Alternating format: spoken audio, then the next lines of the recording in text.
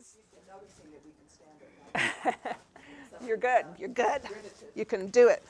So the Andes usually are second-class citizens to Mesoamerica, so I wanted to make them even. I didn't put any more pieces for Meso than for the Andes, even though I know that it's harder to get the information and stuff, but I did recommend, selfishly, my own book for you to read. It's at the beginning of the PowerPoint. These are not good images. They snuck these in on me and didn't tell me what they were getting. This is fuzzy, but this is the Lanzón, and this is a very simple overall diagram of Chavín de Huantar. I know. There are lots better ones on the internet. I probably have them coming up next. Yeah, like this one. This one makes more sense. So try to find this one. And if you get my guide, it'll give you the web address for the ones that I like. So that's another reason to do it. So it makes it three-dimensional. The other one just looks like a bunch of lines. And that doesn't really help you very much. But I put in the site itself, this big monument that's hidden on the inside of the building back here. If you find the circle, the Lanzón is way back inside this labyrinthian building. This is early. Chavín dates around 200 BCE to about 900 BCE to about 200 BCE. I don't think people are going to be very concerned about dates as long as they know it's the first millennium BCE. It's a lot earlier than the equivalent. It's the equivalent of the Olmec for the Meso, but I didn't have any other way to get something middle in. So there's no relation between the Chavín and the Inca, basically. There's way too much time and all that. It's just to show there's something before the Inca.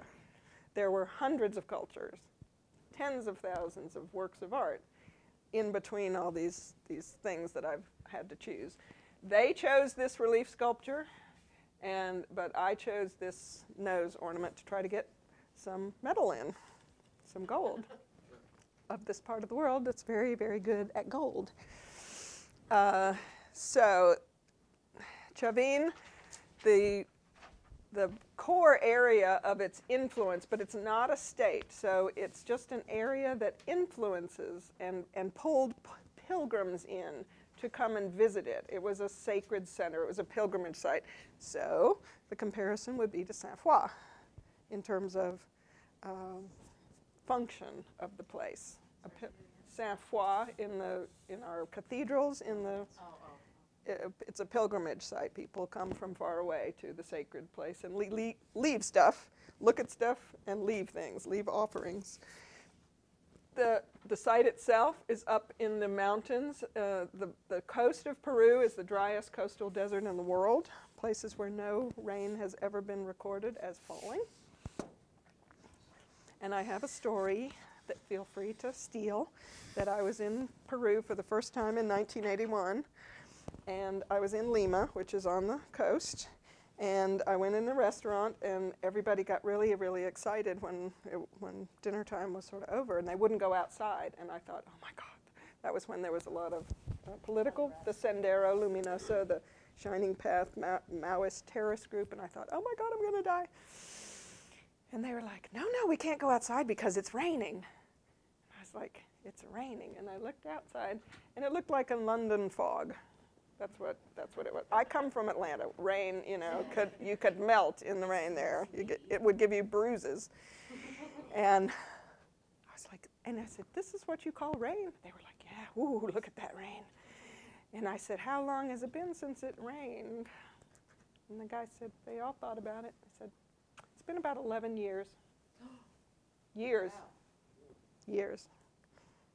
Okay, so that's like a joke. That's how dry it is. That's where this is. And that's a very narrow strip along the edge, and then very soon you get into the Andes Mountains, the second highest mountains in the world, second only to the Himalayas.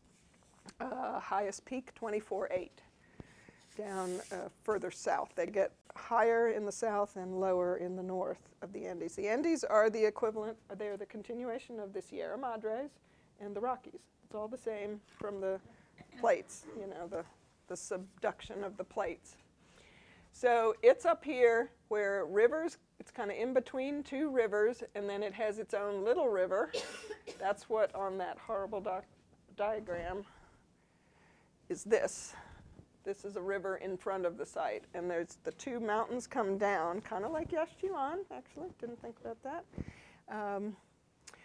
like this.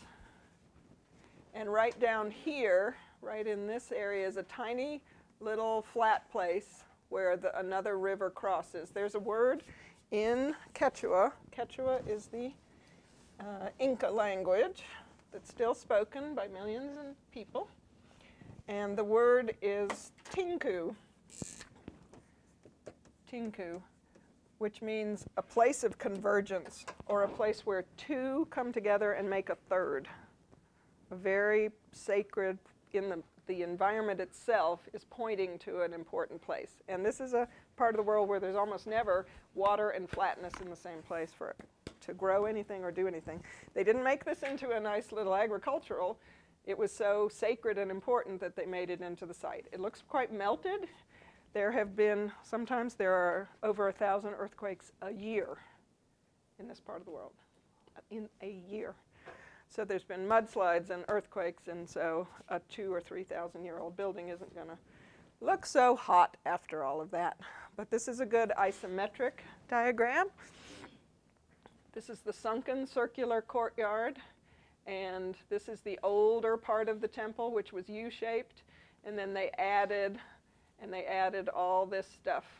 And you come into the site from behind. The path is here. And they make you walk all the way around to the river and go back in. It's circuitous. It is not meant to be welcoming and y'all come on in. It is, the site itself is really very shamanic in the sense that it's withholding you. You're withheld from seeing it really or understanding where you are. You have to kind of creep around and then go back to where, you know, the direction you were coming in. And most everything is hidden inside this 3-story building. 3 stories in the ancient times with no arches, no steel, no reinforced steel. 3 stories is a lot, especially in an earthquake zone. It's very thick, but it also has these labyrinthian passages that are kind of about this tall, and people would just sort of creep around inside it. No windows, only these openings on the roof where people would pop out. So that would magically emerge from the building.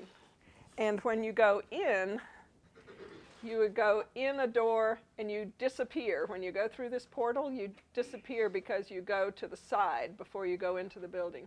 In here, you can climb up onto the roof, but when you go into the building, you come in the sides and you just creep into the building and you disappear. So it's a disappearing and reappearing type of a building for the priests to do these kind of real magical type things. The whole building had 100 heads, giant sculpted heads all around it that are coming out at about 21 feet high. I didn't get to include them in the set, but they're transforming, turning into with round eyes and mucus coming out of their noses, which is something that happens when you snuff certain types of hallucinogens.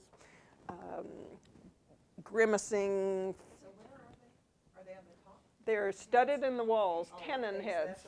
A tenon head, you know, like you've sculpted it with, you put this into the wall and you've sculpted it. So the head is magically floating outside there. So the whole building was like a transforming sort of freak show thing.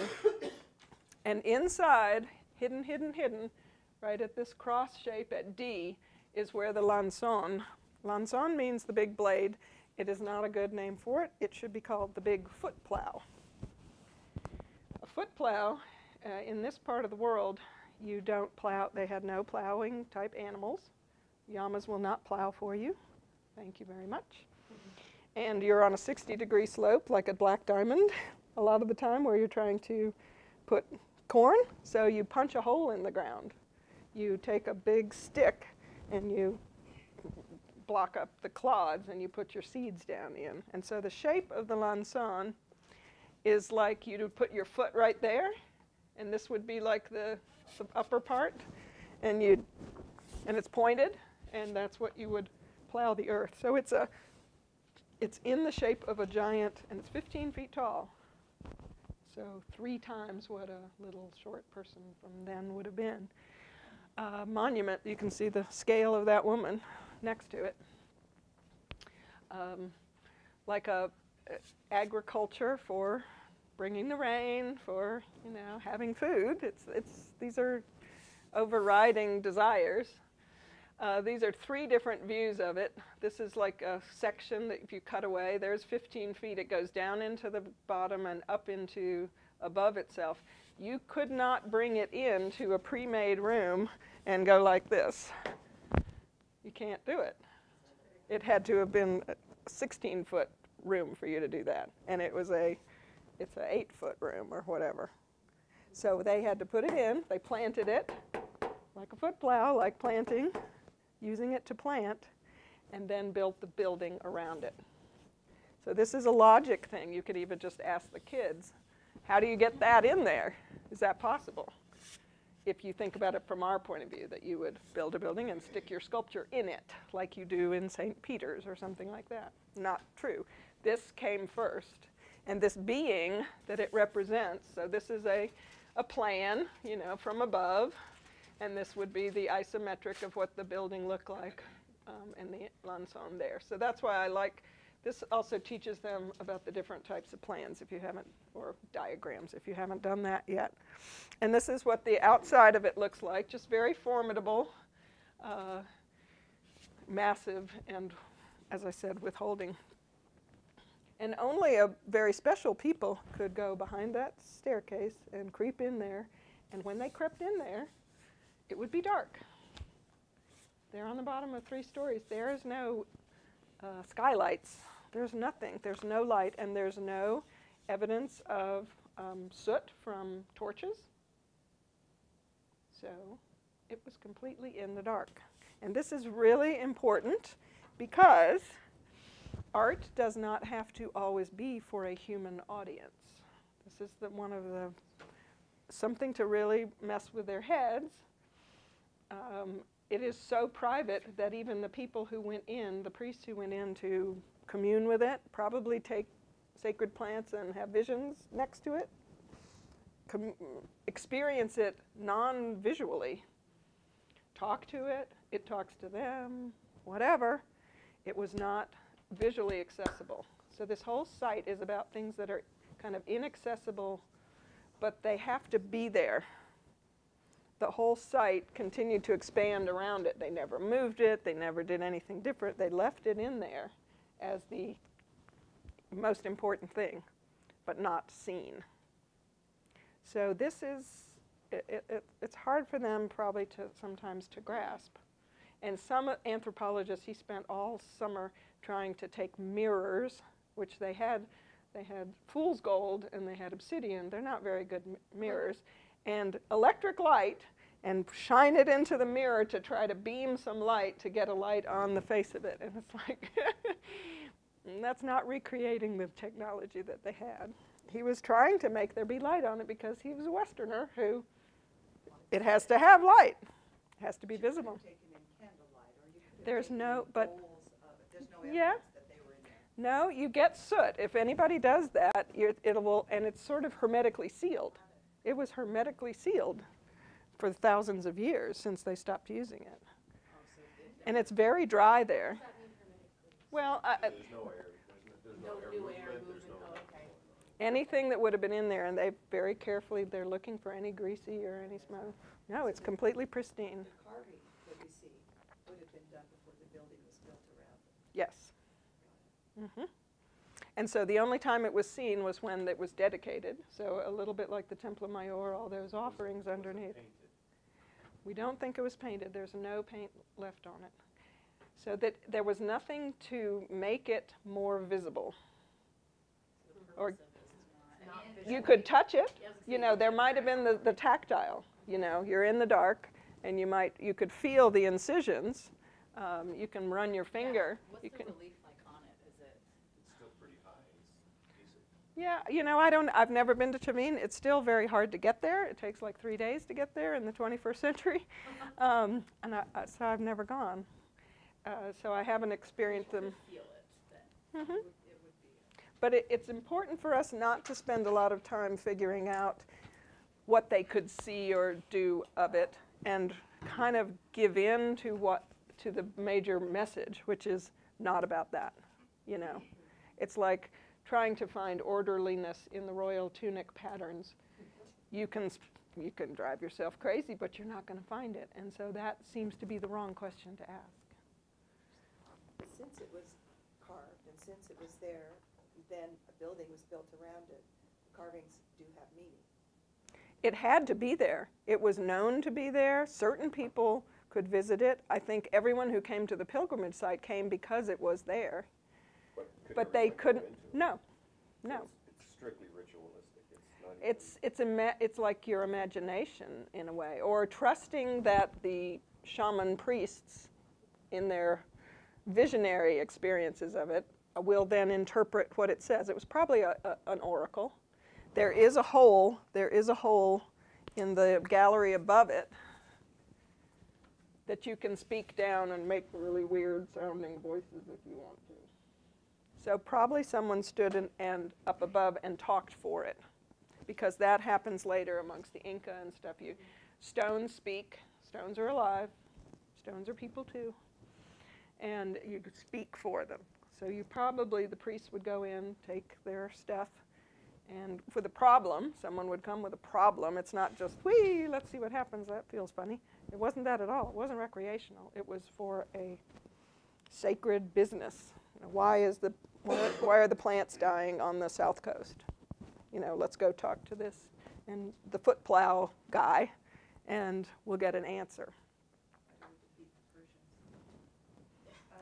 But because we now take electricity in there and look at it, right, has any meaning been assigned to the carvings in the... Oh, absolutely. Okay. Absolutely. So here I say he because he's wearing not a dress but a tunic with a fringe, and that's male gear. This is his fangs coming out. When they only come out the top, they're probably a caimán, a crocodile, because caimán teeth, you see only the top ones. Alligator teeth, you see the two. That's another reason why they're not alligators from the outside of the mouth. Also, it could be snake, it could be viper fang kind of things, but two from the top. So that's an animal characteristic, not a human characteristic. Look at his eye. Any animal you know of, you might have one at home, whose eyes are like that. Cats. They don't have panthers in the Americas, jaguars and pumas.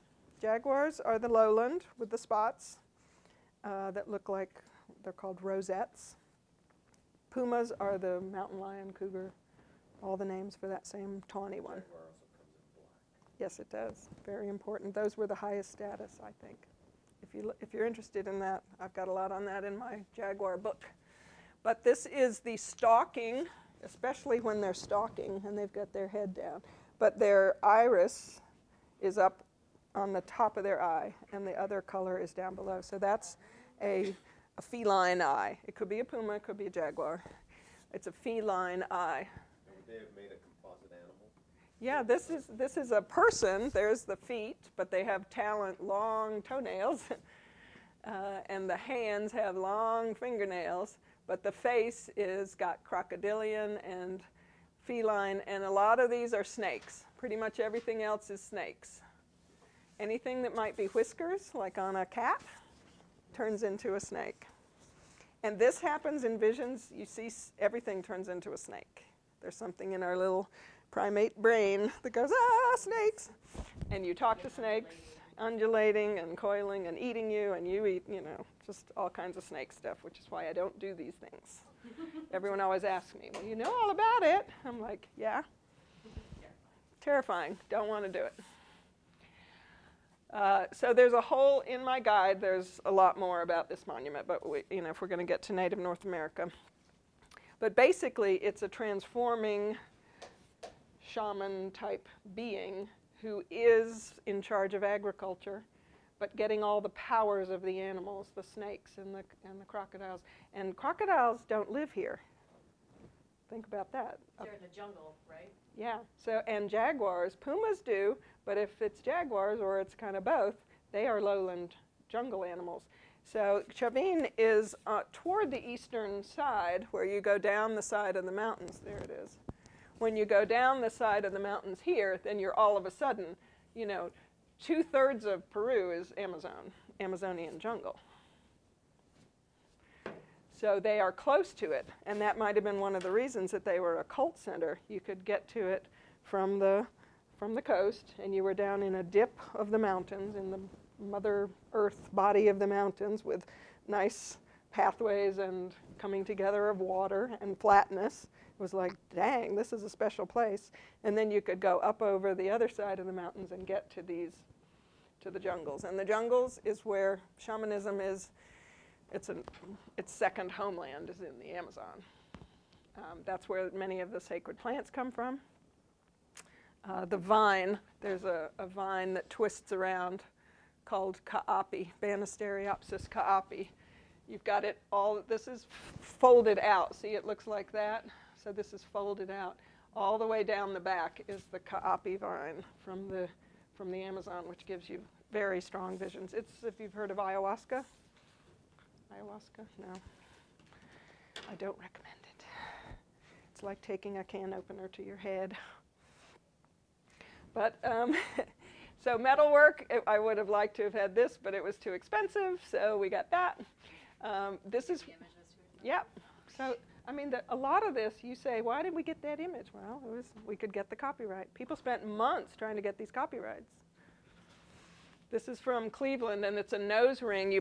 It pinches on your septum right here, and it's really kind of a mouth mask. It covers your mouth. But of course, what is it converting you into? Little snake-headed whiskers. So you're getting cat whiskers that are snakes. They're two things at once. Two different readings, two as one, two as one. Whiskers, snakes, cat, snake. Lovely little spirals. You see spirals, everything envisions. You see spirals, everything spirals. You're dizzy, you're spiraling. It's just a constant, it's something that happens in your brain. It's a visionary movement is the spiral. This is a jaguar. So I wanted this one with the crossed fangs, jaguar eye. Their fangs are crossed. They have 2-inch long canines that crisscross. And they crush your skull. They don't bite your neck. They just take their jaws and go and pop your head. Yeah. And its tail is turning into another being. So it's beings inside beings inside beings. Chavín art makes Maya art look simple. Can you go back to your jaguar? Did that have a function? It has, see the little holes? It was sewn onto a textile that you'd wear it. Well, you probably would have had a whole lot of them all over your tunic. Lots of gold, and like the Templo Mayor, a lot of things were brought here. Shells from the sea and, you know, just things from other places were brought here and offered and placed down in caches and stuff. So